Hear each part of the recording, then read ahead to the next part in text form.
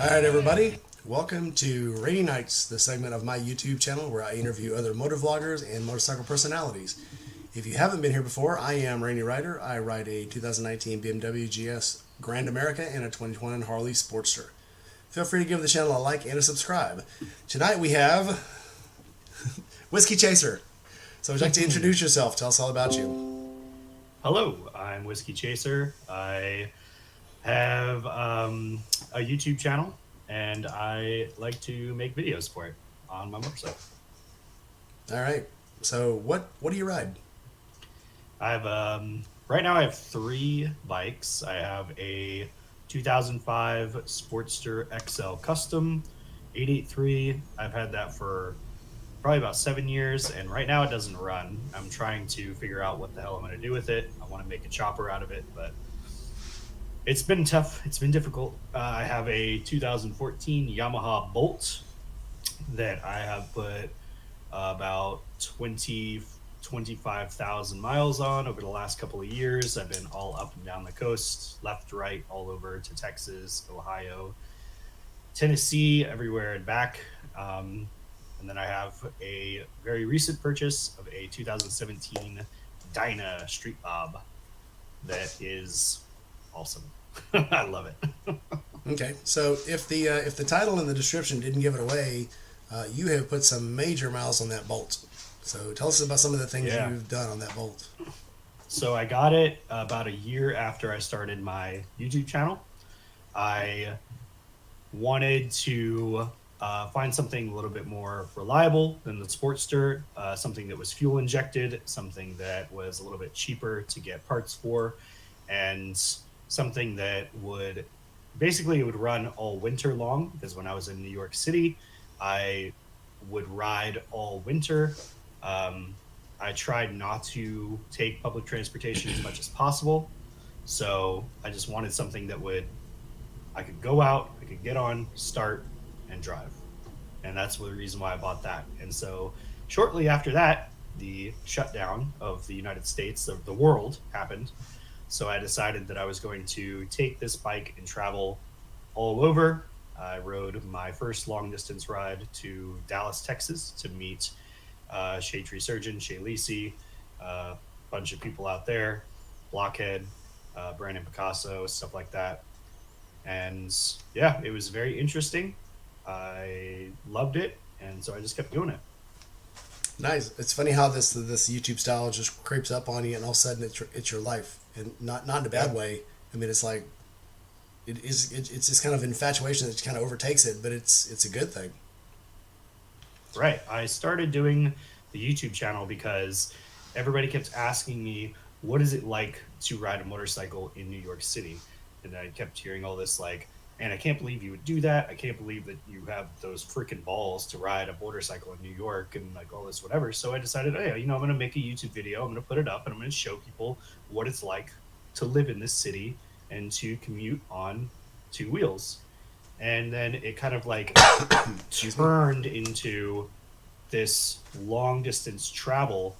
You have people out there every day who are doing long distance travel on big bikes, like like Road Kings and like your bike and BMW and stuff like that. But not many people are documenting the fact that they're riding on Sportster 883s, the fact that they're riding on 950 Bolts, the fact that they're riding on Indian Scouts.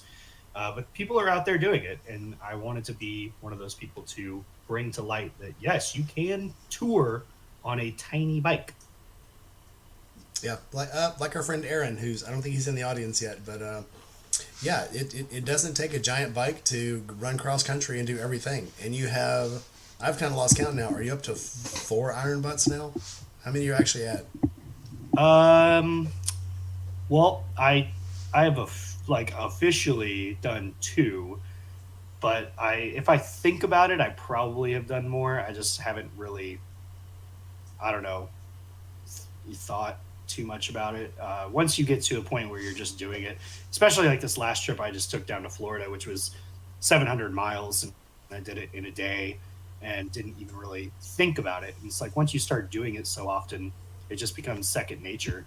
So yeah. In the audience tonight, let's see who we've got. We've got obviously my pillion. She's always here for me. Right. Justin, the loose juice is in. Brown chicken, he's in. Bruiser 55, always here for us. Randy Munson, my old Navy buddy, and Matt Yankee. So Zach. So yeah, we got a good show out tonight. If you guys have any questions for us, make sure you put our name before the question. That way it'll highlight and we'll be able to catch it. I encourage you guys to talk to each other out in the audience because it keeps things lively. But if you have one for us, make sure you highlight it. So how long have you been riding? Now, you're not originally from New York. You actually started somewhere else. Yeah, I started riding, oh man, I was back in California, I think. So I grew up in California, just north of San Diego. Spent a lot of time from middle school on up in that area. And friends' dad took me out on a dirt bike. Like he had a couple dirt bikes, and he took me out on these dirt bikes, and that's how I kind of like learned how to start riding. I knew how to drive a car from a very young age with a stick shift because my mom taught me. She always said that if you're ever stuck somewhere and I need, you need to get somewhere, I need you to get somewhere or whatever. She just wanted me to be able to drive. So I knew how to drive from a very young age. And then my dad actually taught me how to drive a tractor when I was like 6. That's how I learned how to drive a clutch. So it comes back a long way. And then, my dad had motorcycles and he always would take me out on them. And I got my first bike when I was 19, I think, in Houston, Texas. And it was a 2005 Suzuki GS 500F, which was a little parallel twin 500 sport upright type thing. It had fairings on it. I got it because it looked like Tom Cruise's bike, Pete Mitchell's bike in Top Gun. And then I ended up getting a 1986 Honda Magna when I was in Houston, and then I ended up getting the Sportster and like all this whatever, blah, blah, blah. So it's been a long time. I can't even really pinpoint a single moment of when I haven't been into at least like motor vehicles. All right, so it goes back a long ways. We're not going to ask your age. You should never ask someone that question. So who inspires you to ride? Obviously, you said your dad was into motorcycles. Yeah. I have a picture of myself and my cousin on my dad's Kawasaki, which I believe was a 500 or 450, something like that. And, it was just a little bike, whatever, but it was a cruiser, street cruiser type thing. He would put me up on the front, like on the tank, and we'd ride around, and he'd take me whenever he had to go get gas or something like that, just to, be familiar with it, whatever. And actually, like, for a long time, I didn't actually have a bike. I had the Magna, and then I got rid of the Magna. And for a long time, I had no bike. I was more into like cars at that point.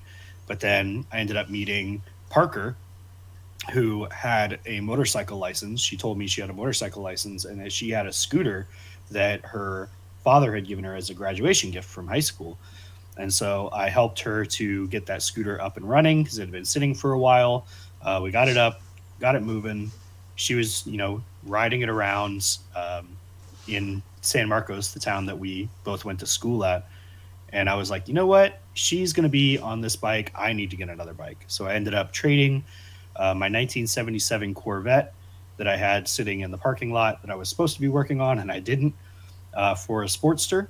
And that's the Sportster I have now. And ever since then, we've both been riding together. So I would say that she's a huge inspiration for me to ride because it was really because of her that I got back into the sport. And she's very enthusiastic. She is very enthusiastic. Do you have the chat open on are you able to see the chat? I do, yeah. Okay, so we got 9 Mills on 2 Wheels. Matt's out there. Sky's the limit.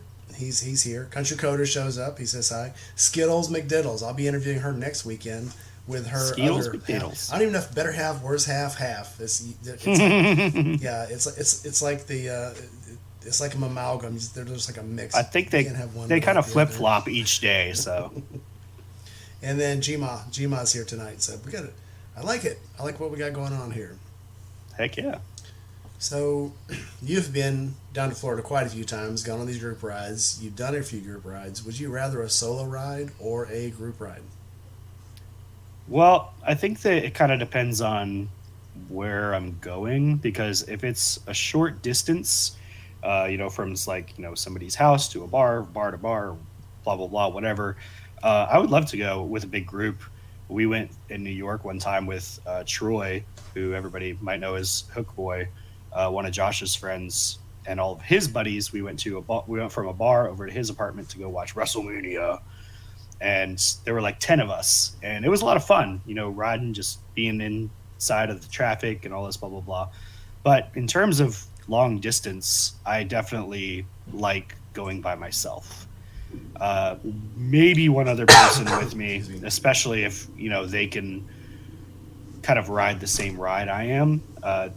Not to say don't ride your own ride, definitely do, but I just like to ride a certain way, and it seems to benefit me the most on these long distance rides. So I like riding either one or two people on the long distance for sure. Yeah, and countryside group rides are a lot different than we need to get to Tampa by noon today rides. Yeah, exactly. So it's a big difference. So, out of all the motive meetups, and I know you've gone to a few, we've seen them on your channel, what is your favorite recurring meetup? Well, I think really the only recurring one that I ever have been to is Forgotten Angels. So everything else, like Camp Out at the Quarry, which was a blast, I think that, she's probably not going to be doing that again. She might do a different one, but she's probably not going to do that one again. And then all the other stuff that I've done, yeah, I think it's pretty much just that. That would have to be the default answer there, I guess. Okay. And now, how about your one-time meetup where it's not a recurring thing, everybody just decided to go somewhere, and it was absolutely a fabulous thing?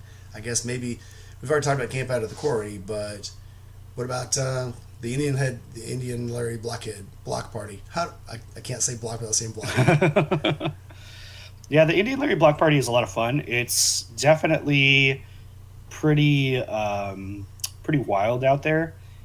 And it's also, it's just during the day. It's just out there, kind of lots of vendors and stuff. People try to, hustle parts and stuff. And it's cool, definitely, to go to. And there's a lot of personality. The NYPD kind of blocks off a lot of the space for people to go out there and, do burnouts and blah, blah, blah, and all kinds of stuff, which is neat to be able to see, them getting along with the motorcycle community and allowing them to kind of let loose a little bit. My favorite one-off thing that I've gone to was probably Eureka Springs, even though I was only there for just a couple hours. And unfortunately, even though you were there, I didn't get to hang out with you. It was such a wild time because I didn't get there in the amount of time that I wanted to. And then when I did get there, plans were made where I was, immediately, I didn't have to do it, but I was like, man, this. Uh-oh. I think we're froze up. Come on. Of course it would happen tonight. We froze up there for a minute. Are you back with me now? I'm here. Okay. Yeah, we froze out for a minute. So you were talking about Eureka Springs. You got there and had this opportunity to go for a ride with two of the bigger names in our business. Like we always say, we're like the freshman or the sophomore crowd, and when you get a chance to hang with the juniors and during the homecoming game, you go.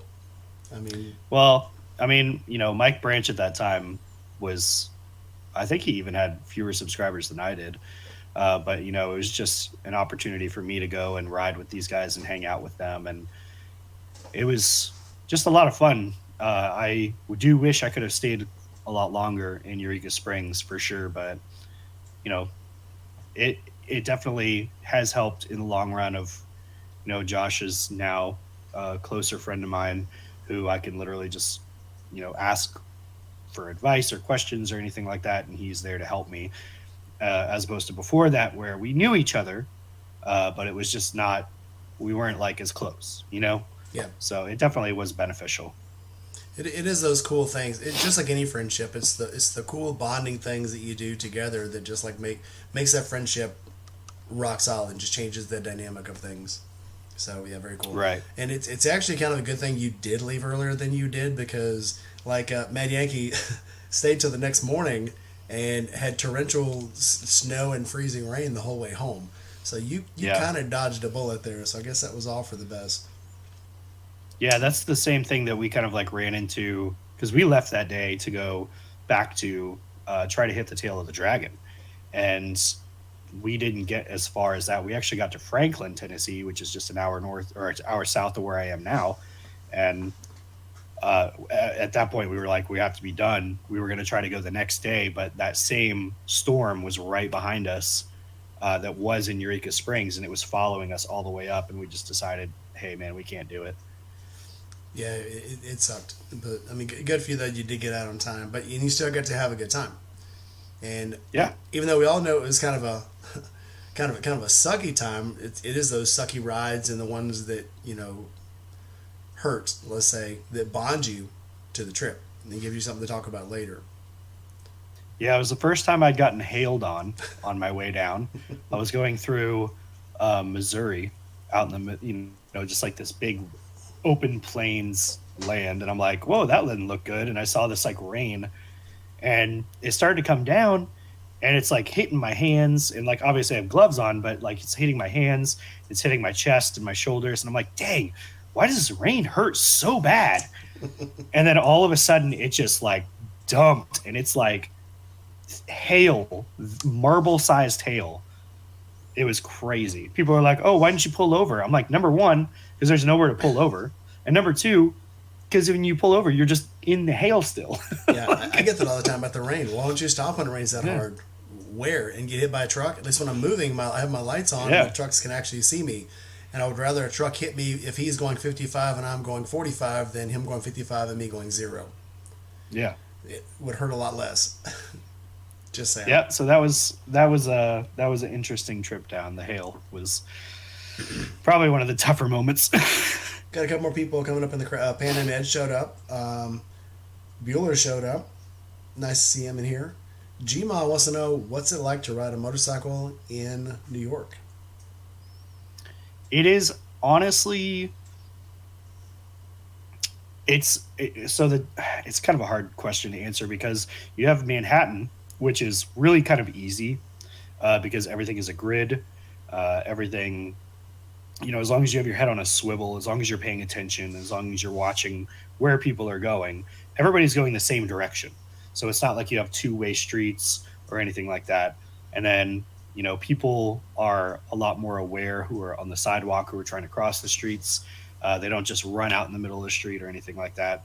So it's pretty easy in Manhattan. But once you start to get out to like the further parts of Queens by like Corona, or out into like Flatbush and Brooklyn, you start to get people who don't really get as much police activity out there in terms of like traffic. So they kind of just do whatever they want. You also get a lot more two-way streets too. So like you have people who, they're parked, one car parked here, one car parked here, and then there's two lanes this way. So if one car just pulls up and parks, then this one coming behind it has to go around it into the other lane, and they don't always look. So it's like kind of, yeah. It's interesting. You got to be aware. As long as you're aware, usually you're pretty good. Right on. So, like I said, you've run some really bad weather, some really bad conditions, but what is the stupidest thing you've ever done on a motorcycle intentionally? Intentionally? I don't know. There was a time when trying to think about how... I'm really not sure. I don't really do things stupid intentionally. We can come back to it. I do stupid things. Don't get me wrong about that, but I just don't do them intentionally. Okay. We can come back to it if you think about it. How about your scariest moment on a bike? So actually, that was in New York, and I actually think about it a lot to this day. So I was pulling onto It's called the FDR, the Franklin Delano Roosevelt Expressway, which is on the east side of the city. And you can get onto this like highway, which is about a 45-mile-an-hour highway all the way down the island. And I was getting on, and there were a line of cars trying to get off on the exit, the next exit down. I was tooling along, and I look around behind me to see if there's a car behind me so I can change lanes. And when I look back forward, apparently there were like 3 more cars that had pulled over into this exit lane that I didn't know about. So I literally like leaned as hard as I could. I literally barely clipped my foot peg on the bumper of the van in front of me. And I like, you know how they have like drift tournaments and like there's the wall and the car comes along and it like the bumper barely taps the wall. It was that. It was so freaking scary. And I did that, and then I pulled over all the way into the far right lane, and I just went like 35 miles an hour the entire way. And I was just like, like I almost ended up in that person's backseat. Yeah, it's funny how those things will slow you down. Mark's here, Motor Mortician. Oh, yeah. So what has been your favorite part of riding? I have met so many freaking people doing this. It's insane. Everywhere you go, you know, every gas station you go to, there's always somebody who wants to talk to you. Every meetup that you go to, there's always cool people. I've met, you know, people all over the country. I have people in Australia who are like, you got to come out here and ride. I've met people who came over here from Europe and were like, oh yeah, no, this is the good, you know, if you ride, this is the good rides that you have to go to out there. You should come out and visit us and we'll go on. It's like, it's amazing how, even if it's not the YouTube thing, like it's just the camaraderie of people. I would meet people at the bar. I'd be like, oh yeah, I ride a motorcycle. And they're like, oh, you ride a motorcycle? You need to come out and do this ride. You know, like they don't even know who I am. They have nothing. So it's amazing the amount of people that you meet. I like to say it's like meeting military people for me. When you meet somebody and they find out you're in the military, it's the same as when you meet them on a motorcycle. If you meet someone on a motorcycle, you've always got that one guy, and I know you've seen this too. Some 80-year-old guy will walk up to you while you're getting gas at a gas station and go, I used to have a motorcycle. And he's instantly telling you these stories about having a motorcycle back in the 50s or the 60s. And it's always, I don't mean that bad way. It's the coolest thing to hear these guys talking about driving old motorcycles back when they were kids. And you can see the glimmer in their eyes when they're talking about it. So it's like an unspoken bond. Yeah, I was at the gas station the other day. I pulled up and I got off the bike and I went to go walk inside, and this guy who was probably about 60 or so, he was walking by. He was like, man, it's a great day for a ride. And I'm like, yeah. And then literally right behind him, there was a kid who had to be 20. And he was like, oh, dude, that's a badass bike, man. And I was like, hey, thanks, man. And it's just like, it's so cool how, you know, it's multi-generational. It's just every single person. You know, I have even girls who come up and they're like, oh man, I really like that bike. It's super loud. And I'm like, yeah, it is super loud. Yeah, dude, it's really fun. And the kids, I stopped at an overpass the other day. So here they have some walkovers that you can walk over the main street. And these kids are up on the walkover, like, you know, doing this to me. So I throttled up the Harley, and these kids love it. It's just something cool to share. I don't know. Well, I just noticed that Josh came in the chat, and one of the things that he has said on video, which I have always taken to absolute heart, is always smile at kids, always wave at kids. If you're on a bike and they're looking at you, you wave to them, you make a, you know, like, because that's building the future generation of motorcycle riders. And I was that kid. You know, I was the kid who heard the loud pipes and who saw the cool stuff, and I was like, I want to do that.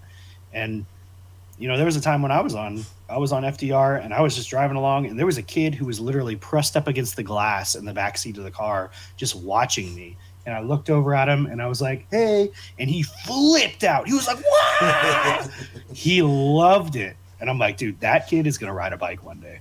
Oh yeah, I mean, you can either show this kid that bikers are a bunch of assholes to be feared, or you can show these kids that bikers are the coolest thing on the world.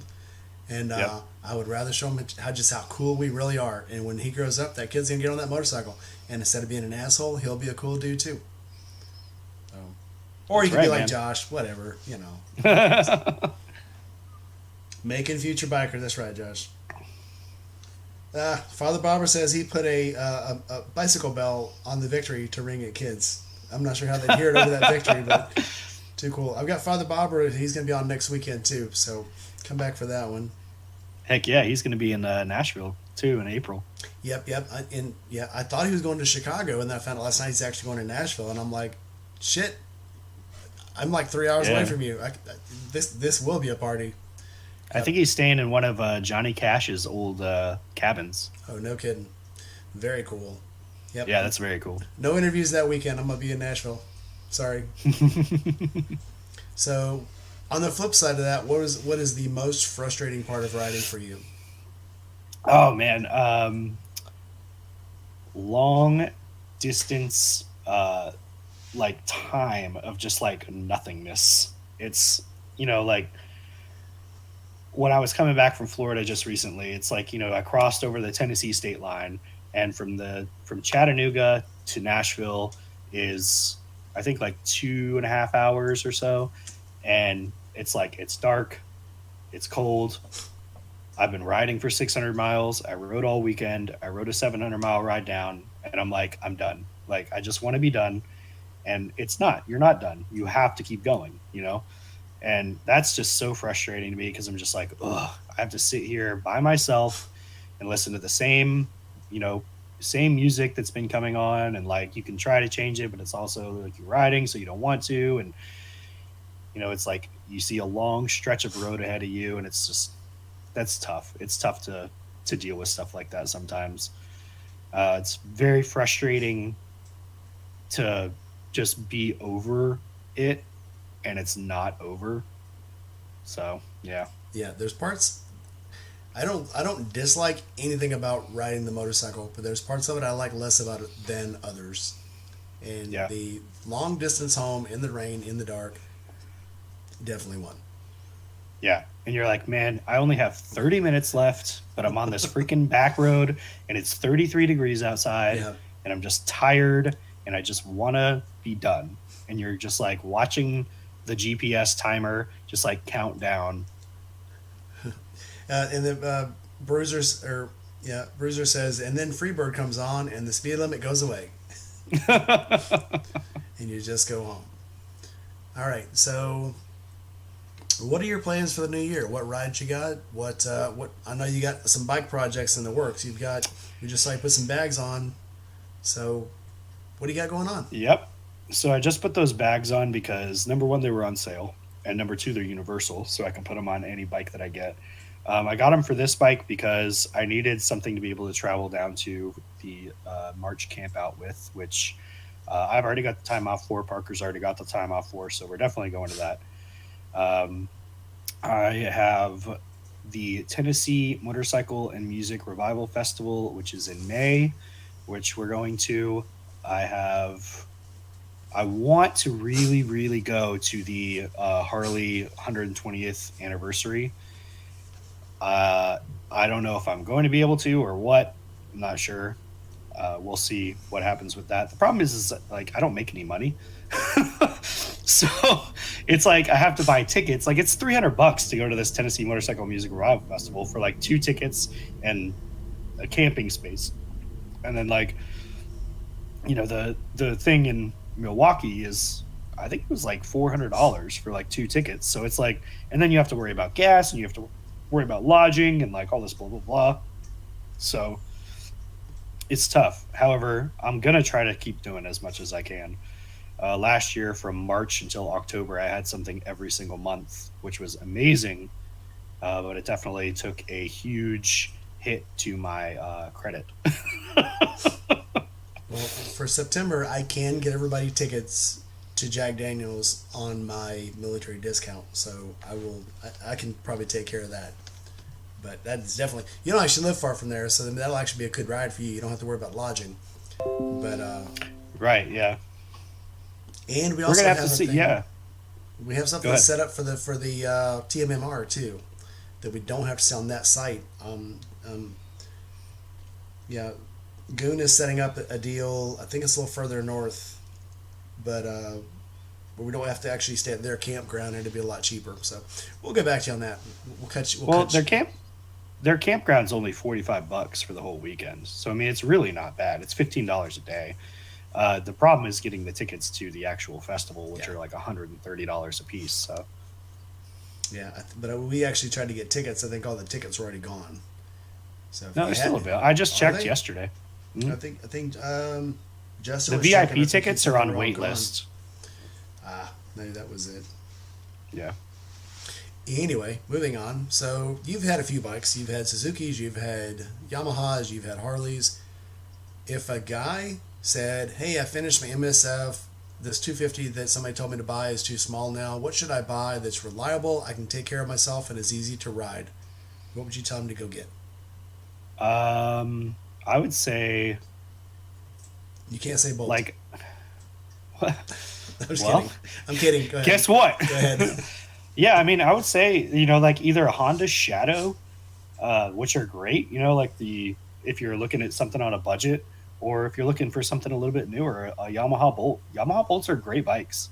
I didn't even realize that, what they were until just maybe 2 years ago. And it's pretty crazy how these have kind of slid under the radar. It's like everything that's great about a Sportster, but cheaper and more reliable. Yeah, that bike's been pretty good to you. So yeah, with the exception of the open intake, but that's not the bike's fault. Yeah, that's not the bike's fault. Not the bike's fault. Yeah. All right, Bolt. Yeah, I love the Bolt. I think it's great. I mean, to be honest with you, I like the Scouts. I think that they're great bikes. I don't like the taco position that they have. I would say if you're going to get a Scout, get some apes on there so that you're not sitting there all folded over. But they're great bikes. Sportsters are great bikes. I know that the new ones are out now. I'm not quite sure how the Nightster rides, but if you got the money for it, I'm sure it's a great bike. Yeah, I think they look great. I don't know if you know who Star Bobber is, but she's on a Scout Bobber, and every time I see her ride, that's how it is. She's got her knees. Her knees are literally touching her elbows when she's riding, and she's like scooped forward. It's a gorgeous bike. But it's a hopper. It's a cafe racer. It's not for getting out and going.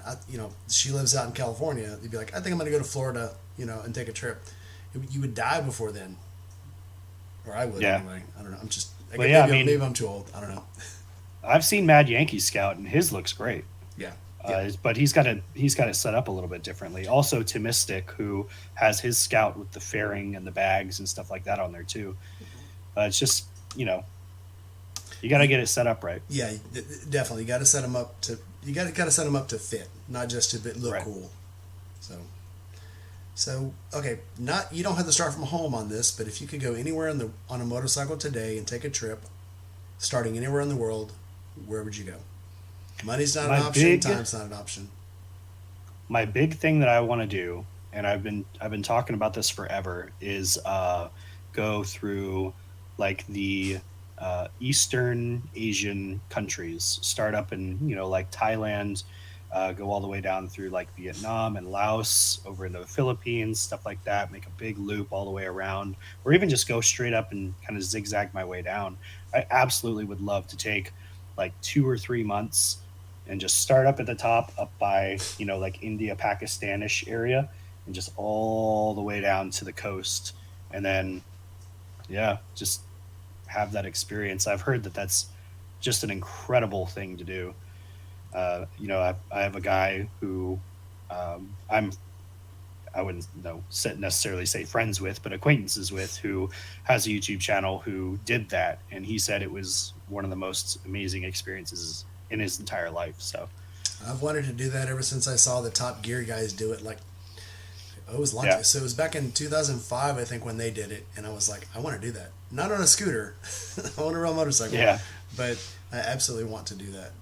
So. But you can go up to the top part of the countries in there, and you can get like a 450 to 550 cc, highway-ish speed motorcycle, take it all the way down, and then when you get to the bottom, you just sell it. Yeah. Probably sell it for more than what you bought it for, too. If none of you have ever seen that edition of Top Gear, they give them, what was it, $3 million to buy a motorcycle to ride from the bottom of Vietnam up to I think it was Laos they were trying to get to, or Saigon. Yeah. And when they get there, they find out it's $3 million, whatever their money is, which Right. is actually only like $800. Yeah, it was like So less they than have to- $1,000 or something like Yeah, that. so they have to buy scooters. If you have not seen that episode, it's absolutely excellent. It is their most popular episode ever. If you look it up on YouTube, you'll find it. Yeah, the guy that I'm talking about, his name is Brett Conti, and he's got about 500,000 subs on YouTube. He lives in New York City, and he makes lots of big travel videos. And he had come into my bar quite often, and that's who I was talking to, or that's who I was talking about. And he said it was just an incredible experience. He loved it. He just really wants to go back. He actually did just go back, but he wasn't on a bike anymore. He was actually traveling I think he traveled by plane from city to city. So, And Country Coder in the audience there, he did that in Guam. He did it on a Sportster 1200. So beautiful country down there. I mean, it's if you're gonna do it, man. I mean, if you had the money to do it in the time, that's what to do. Go to any of those islands down there, Pacific Islands. Hawaii. Country Coder actually he smuggled whiskey back into the U.S. from Guam for me. I have 2 bottles. One of them's a Suntory, and yeah, it's like a little. I think it's maybe like 100 milliliters. Procured, not smuggled. Pretty cool. Procured. No, he actually shoved them up his butt. Have you inspired anyone to ride or wrench on their own motorcycles? I'm not sure about riding, but I've definitely inspired people to wrench on their bikes because I was sitting there doing it in the middle of the street. So a lot of people were like, man, you know what? If you can do this on the street, I can do it in my garage. And I'm like, yes, you absolutely can. You don't need to be the greatest mechanic in the world in order to be able to do it. Now, if you're trying to replace like your entire clutch basket on your Sportster, Well, that's where I'm like, I saw I don't know somebody about rebuild. that, but I saw somebody rebuild their forks in the middle of the street. I mean, and that's something Yeah. I would only do in a garage, but you did. I done it twice. Yeah. So, and then I saw this other chick put a sissy bar on her motorcycle in the street. Yeah. So, Who had no mechanic ability or no mechanic experience or anything whatsoever. So, good job. yeah. If you could tell a new rider one thing that you had to learn the hard way, what would it be? I would say probably even if you feel like you don't want to ride, just go do it. There's been a lot of times where, especially back in the beginning of my riding career, where I was like, oh, yeah, I could ride the bike today, but I'm not sure. It might be cold by the time I get off work or like blah, blah, blah. So I think I'm just going to take the car. It's easier. And like even here when, I have to leave at 6 o'clock in the morning to get to work. And I'm like, man, it's still like almost dark out and it's, 40 degrees and like whatever. I could just take the truck, But once you start to just convince yourself, I'm just going to ride, it becomes more of a just habit as opposed to, well, I rode this much today and I went on these roads and I hit these twisties and I scraped my pegs doing this and blah, blah, blah. And I'm like, okay, well, I just rode to work. Yeah. Like I rode to work, I rode home, I rode to the grocery store to pick up, some chicken. Like it becomes an everyday thing. And then it just becomes part of your lifestyle. You don't even really think about it anymore. Yeah. If you don't make it an option, then it's just always there. I Yeah. forget I have a So car that's sometimes. that's what I say. Yeah.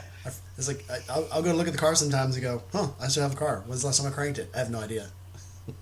Yeah, exactly. And like obviously be safe about it, like if you look at the weather and it's like, okay, well, by the time I get off work it's going to be thunderstorms and torrential downpour, like maybe take the car.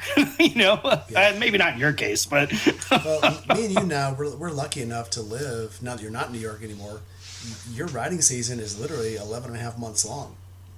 yeah, pretty much. And with the exception, this last set of snowstorms we had was the longest I went without riding the motorcycle. And it was like a week and a half. Because Yeah, I still wouldn't be riding. If I was in New York, I still probably wouldn't be riding. But yeah, I love it, dude. It's just like you say, if you don't make it an option, you're just like, yeah, I ride every day. This is what I do. This is what I do. So, tell me one thing people may not know about you. I'm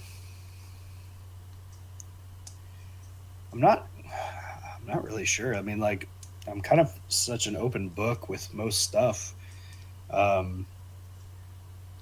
I lettered in theater in high school. I was varsity theater.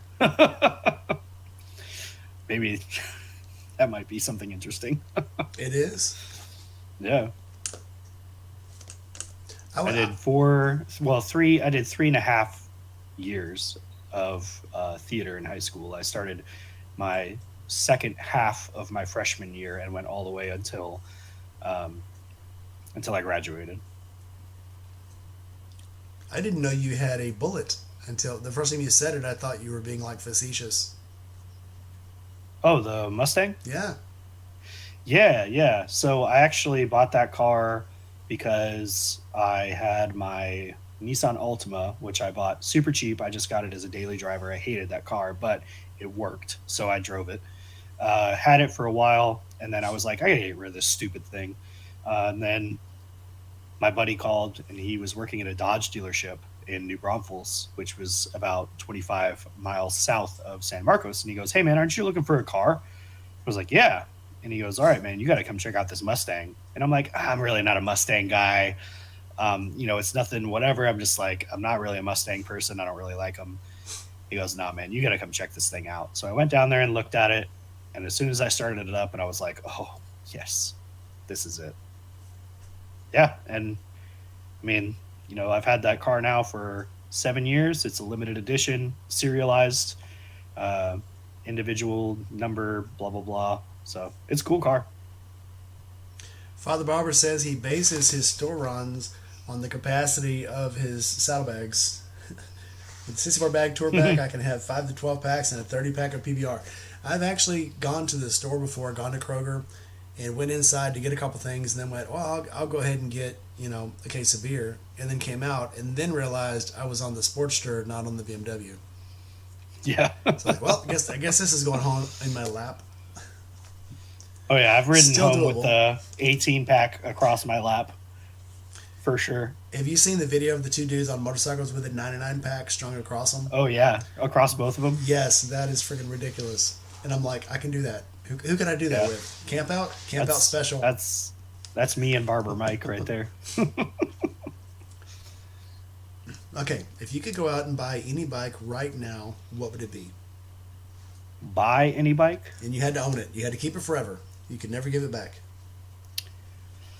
Well, I mean, I really love the Road King specials, but the thing is like if I was going to just go out and buy any bike, like this is like a free and clear thing, like I don't have to finance this. Yeah, you're going to pay for it, but you got to keep it forever. No financing. I would probably, like if I was just going to go pick any bike to keep forever, I would want to get something really freaking outlandishly cool, like a Dodge Tomahawk or something like that. Not because of the practicality, obviously, but just because I'm like, yeah, I have that. Right. I like the. I should have said you had to ride it every day. Oh, okay, that's different. Honda Fury. No, I'm just kidding. I still like the look of that thing. It'd be a bitch to ride. I can tell, but it's hey man, I like the look of them too. If I was gonna ride it every day, probably a Road King special. Okay. If I was gonna go out, get a bike, ride it every day, that was it. Road King special for sure. All right. Now, flip side of that question: any bike you would ride just once, knowing you could never afford it or ride it again? Keanu Reeves Arch motorcycle. Okay. 100%. The reason why is because I do not like the way that those bikes look. I think that they are atrocious. And I think that they are an absolute waste of money. Not to say that they're not cool, because they are a bespoke motorcycle. You get to build every single thing for, like you get to pick every single thing about it, which is really neat, the concept. But I saw them and I was like, that is the ugliest piece of crap. But I wouldn't want to ride one. Absolutely. I always say the Boss Hoss V8 with the with the double turbo. And I say only once because I know what I would do. I would treat it gingerly the first time, maybe hit it a little hard. Once I got off of it, I would say, I think I can hit it harder. And then the second time would be when it killed me. So that's why I say that one only once. Okay, last question for me, and then you can ask me a question. What is your toxic trait? My toxic trait is probably telling people, like, get over it. Because I'm like, people are like, oh man, it was too tough to do this thing, and I'm like, whatever, dude, just like fucking do it. Like, whatever. I've been called out a few times for stuff like that. Yeah. All right, that's not too bad. I don't know. What's my mom did that to me a lot. She was like, just get over it. It's a mini TED Talk. That's your TED Talk. Here's your TED Talk today. Live with it. Get over it. All right. So we have got Shade Tree's video is coming up in 13 minutes. So we have time for a couple more questions from the audience if you guys have some. Until then, do you have a question for me? Yeah, I actually did think of one. What is your favorite potato chip? If you only had to eat one potato chip for the rest of your life, it doesn't have to be potato chip, any one chip for the rest of your life, what would that chip be? Oh, this is going to cause controversy. Yeah. Because when I was in Montreal, they had a potato chip that they do not have down here. It's ketchup. Oh, yeah. And I was like, that seems very gross, but I have to try it. And I did. And it was absolutely delicious. A ketchup potato chip. If you think about it, it just makes so much sense. It's very, it's a very deliciously fried, salty French fry with ketchup on it. Yeah, I mean, it makes absolute sense. And it's not too, like the ones that are like the loaded potato chips and stuff. Those are good for about, I don't know, a handful or so, and then it's either too cheesy, too salty, too something. But the ketchup ones, you can just eat them forever. I mean, they're absolutely delicious. Yeah. So that's my answer. Yeah. That's a good one. So what questions do we got? How do you like living and riding in Tennessee? Hey, I want to know that one too. I love living here. I have not really been able to ride too much in Tennessee. I've been riding in Nashville, obviously, but I haven't been able to really get out because I've been kind of, like I took the trip to Wisconsin last weekend, and then I took the trip to Florida the weekend before, and we had just moved here right after that. So this is the first real weekend that I've actually stayed at home and done kind of nothing since we moved. That's nice sometimes, though. Yeah, definitely has been. Are you in the new house yet? No. So we're trying to figure everything. I don't know what's going to happen with it. We're still trying to figure stuff out. We haven't even officially claimed anything yet, so who knows. But I want to really try to get out over the next couple of weeks, especially with not really a lot going on in terms of my riding life. Next weekend, I actually have to work at the brewery again because we have the crawfish boil, which is the kickoff to spring. And they heard that I knew how to bartend, and the guy who manages the guy who manages it. It was actually one of my bosses told him that because it's on my resume, obviously. And so he comes up to me, he goes, "Hey man, I heard you know how to bartend." And I was like, "Yeah." He goes, "Can you please work for me? Please? Can you please come work for me?" And I was like, "All right, yeah, sure." He's like, I swear it's going to be worth it. You're going to make like $400. Like, can you please come work? We need people so bad. Can I put out a tip jar? Yeah. And I'm like, okay, you got it. So next weekend, I'm basically working from Tuesday all the way until Sunday because I have to work at the brewery for 4 days and then I got to work the weekend over at inside the tap room. So I won't be doing much riding then, but hopefully after that I'll be able to. Yep. And remember, we have a meadery just south of here, about an hour and a half south of here. So if you guys come, we're heading to that meadery. We're going to have the charcuterie platter, and they have a sampler platter, and then they have a mead tasting platter. So you guys got to come visit. It'd be awesome. Yeah, I definitely want to come down there. I want to go there's the Barber Motorsports Museum in Alabama that I really want to go to. Definitely. Have you been to it yet? Yes. No, one of the guys I work with was telling me about it. And I'm like, dude, that sounds like my kind of jam. We left on a Saturday. It was going to close, I think, at like 5 o'clock. We left here because I was working nights then too. So we left at like 9 in the morning, got there at like 1 o'clock, 8. Then we got there, had 3 hours to see the place. I'm like, we can see this place in 3 hours.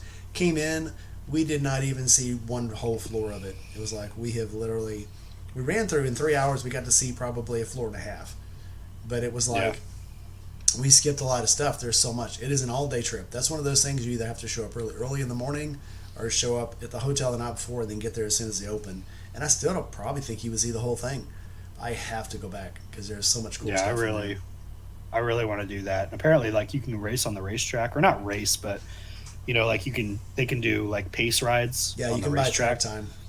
Yeah, they have I can't remember what they call it, but it's like a run what you brung. You show up, you can buy your ticket, and then you can race around the racetrack, and it's very cool. Yeah, I think it'd be super funny to be like out there on the Harleys with, like, you know, all these bikes and race bikes awesome. And stuff and whatever. But, you know, it's just like a pace race, so it's like you're behind the pace vehicle, and then everybody goes like 45 or whatever all the way around the track. Da, da, da.